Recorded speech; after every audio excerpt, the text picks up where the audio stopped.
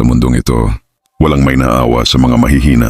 Habang ikaw ay natutulog, may mga taong gising, nag-iisip, nagpaplano.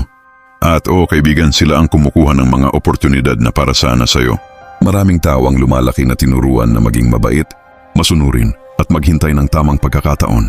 Pero ang katotohanan, kung hihintayin mo lang, kailanman hindi darating ang pagkakataon.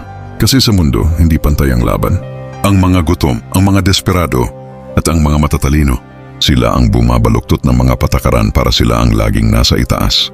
Ang tanong ngayon, handa ka bang manatiling ordinaryo? O sisimulan mo nang hubugin ang sarili mo para maging isang taong hindi lang survivor, kundi predator sa gubat ng buhay? Ito ang katotohanan na ayaw sabihin ng lipunan. Hindi sapat ang mangarap, hindi sapat ang magtiwala sa proseso. Kung gusto mong umangat, kailangan mong matutong maglaro sa laro ng kapangyarihan. At kung kinakailangan, sirain ang mga patakaran na pumipigil sa'yo. Sa video na ito, tuturuan kita kung paano magkaroon ng mindset na hindi natitinag. Isang mindset na hindi lang nakikipaglaban, kundi nang agaw ng laban. Isang mindset na kayang bumangon mula sa putik at maglakad sa apoy nang hindi nasusunog. Kung pagod ka ng maging pangalawa, kung sawa ka ng tinatapakan, ngayon ang oras para simula ng bagong ikaw. Isang ikaw na hindi nakikiusap sa kapalaran, kundi kinukuha ito ng walang paalam. Ruthless mindset para sa mga hustler na gustong umangat. Una, itapon ang mentalidad ng biktima. Maraming tao ang nakatali sa buhay dahil iniisip nila na biktima sila ng lipunan, ng pamilya o ng sistema.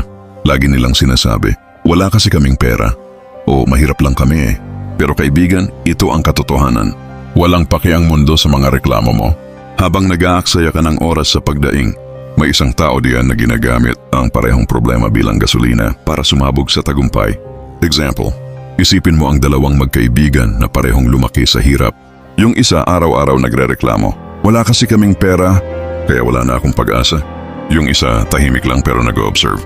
Habang yung una natutulog, siya nag-aaral ng skills online, nagbebenta ng kung ano-ano, at nag-iipon kahit papiso-piso.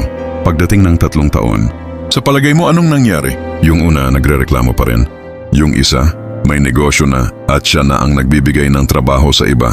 Lesson: hindi mo hawak kung paano ka nagsimula, pero hawak mo kung paano ka tatapos. Kaya itapon ang mentalidad ng biktima. Sa larong ito, wala kang mapapala kung puro kawawa ako ang dala mo. Pangalawa, huwag mong ipangalandakan ang laban mo. Ang mga tunay na mandirigma, kaibigan, hindi sumisigaw bago sumalakay. Tahimik silang nag-iipon ng lakas at umaatake kapag handa na. Kapag ipinaalam mo sa lahat ang plano mo, binibigyan mo sila ng pagkakataon para durugin ka bago ka pa makalaban.